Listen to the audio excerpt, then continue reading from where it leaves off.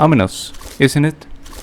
Well, to be honest, I don't know how one of my friends got to know about this game, but I'm glad he did, because this game is one of the best I've ever played.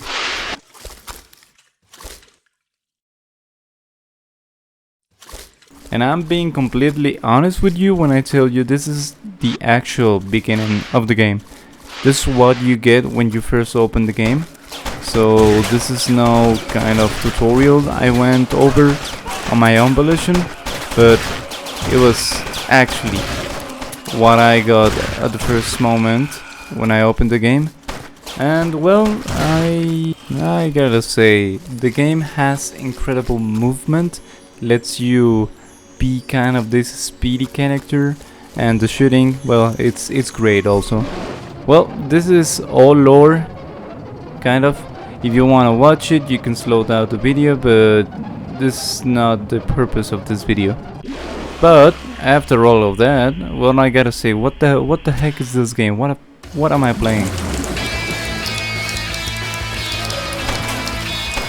The first time I played, as you can see, I was kind of getting used to the shooting, because the sense was kind of weird, and the mechanics of this game, like the head mechanic, it's supposed to be your health bar, but it also drains over time. So it was kind of difficult to get the hang of it at the first moment, but I finally got it. I think after like 3 or 4 games, which I will not show because they are kind of boring, if I do say so myself. But I did want to let you take a look at the gameplay. It's fantastic. I just love it.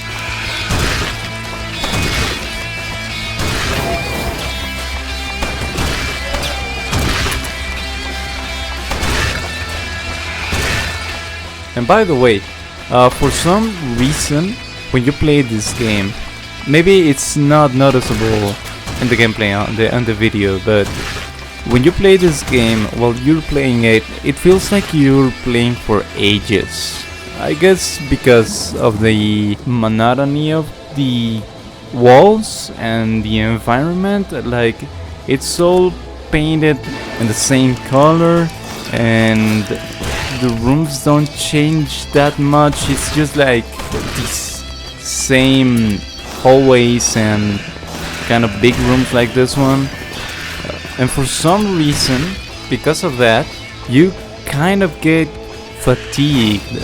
I don't know if that makes sense. And I forgot to mention it, but the game works in some kind of roguelike gameplay, because you start getting upgrades after each level, and if you die in, let's say, level 2, or even getting to Act 2, even if you get there, even if you're at Act 2 and you die, you go back at the beginning of the game, Act 1.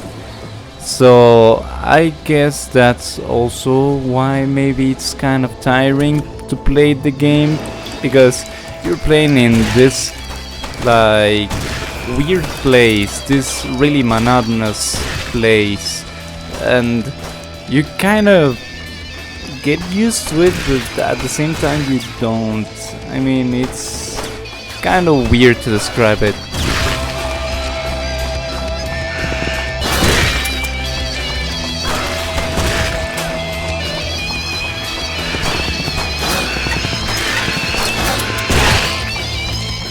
But for sure, the game's aesthetic, it's fascinating to me. It looks completely gorgeous. Just look at the back at this loading screen, just the eyes on the walls. I don't know. Maybe there's many more people who agree in the same take I have at this moment, that this game's absolutely fantastic just because of the colors and the enemies and the shooting movement, the kind of story it builds up, it's fascinating to me. I love whoever made this video game, and I gotta say, I think the developers of this game are the same as Ultra Kill.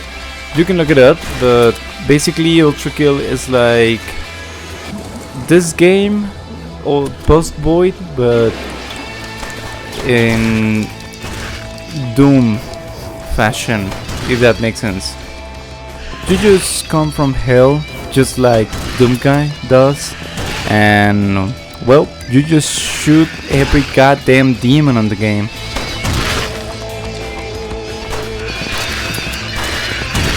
When I first encountered these blue enemies, which I don't know the name of, they kind of obliterated me, because I didn't expect some sort of fast enemy in the game, but I think I should have, because just like the game asks for it. And as well, you can see here how this game also works with power-up mechanics, just like in any other roguelike game, which I think is fascinating, but at the same time it kinda gets me unmotivated to play the game, because imagine being at level 7 or some, because apparently the game only has 11 levels, maybe. I don't really know, I haven't played it that much, but just imagine being at level 7 and dying and just having to do this all over again, and feeling like the time is dragging and you've been here like for hours, but you just been here for like 2 minutes, and I don't know, it's kind of, like I said, unmotivating, but I gotta give it a try.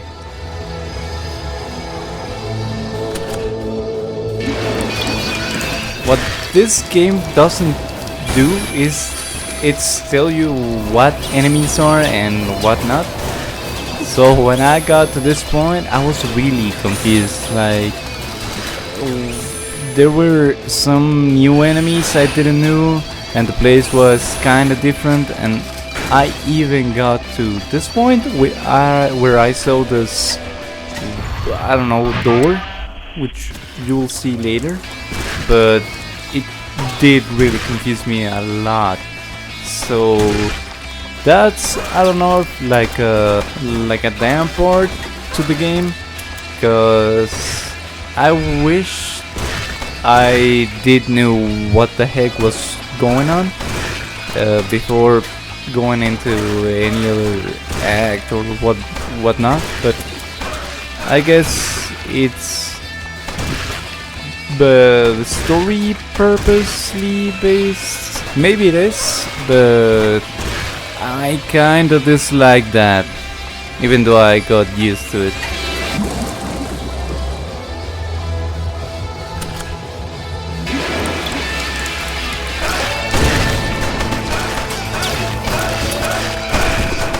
The upgrade I chose, enemies explode upon death, I don't believe it was my best idea. I thought it was gonna be really cool and really good, but it wasn't.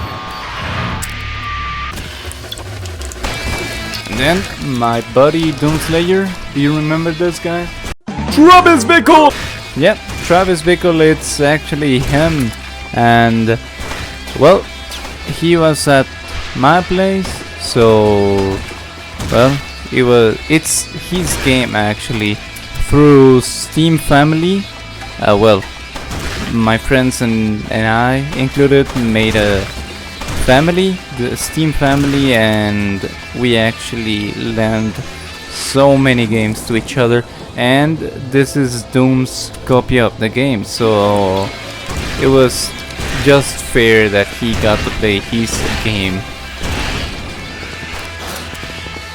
And I do think he's actually better than me, because it didn't took him several tries like me, just to reach Act 2, the place that I previously died, and well, lend the controls to him.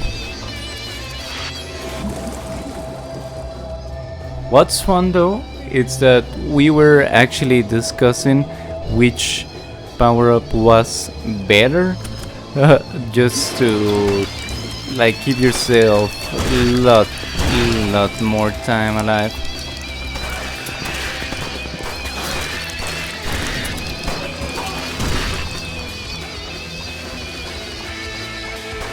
And you gotta give props to this guy, cause he was playing on my sense. He plays on super high sense. I do play in a lower sense. I play with 800 DPI. I have a Logitech 203, and I believe he plays in like 1600 DPI. So he's actually like double. He actually doubles my mouse speed. So you gotta give props to this guy.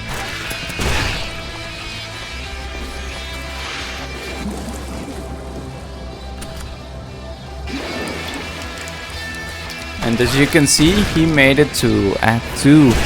He just basically demolished the record I made in this account, in my account. So yeah, give him a lot of props.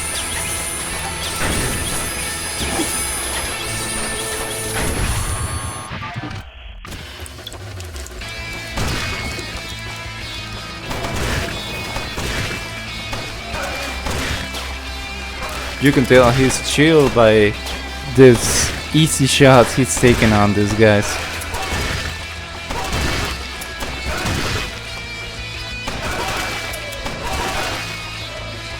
And he made up some sort of game mechanic, game technique. He just started blasting and spamming the gun. It actually worked so well. He like three-tapped the enemies, and they were gone. They're absolutely destroyed after this triple tap.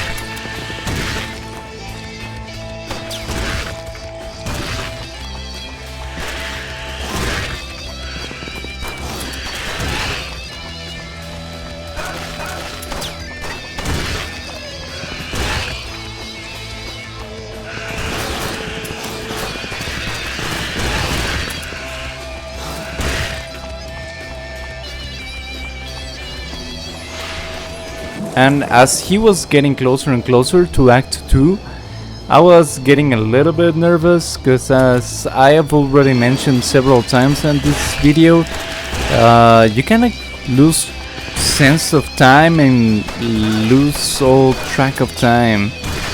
And I was feeling kinda weird about it, so I was just like so static, just waiting for him to reach Act 2 and see what the heck's behind that flesh wall we saw earlier.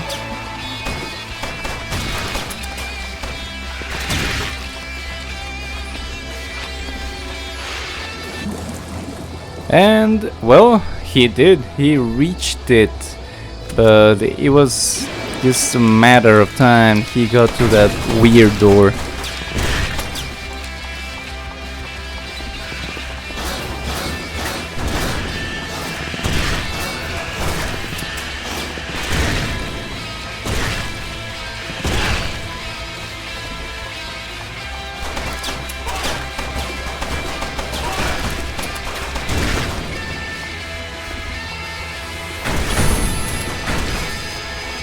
And he finally reached the door, in which I got kind of disturbed and confused. And well, he just reached it like it was normal task.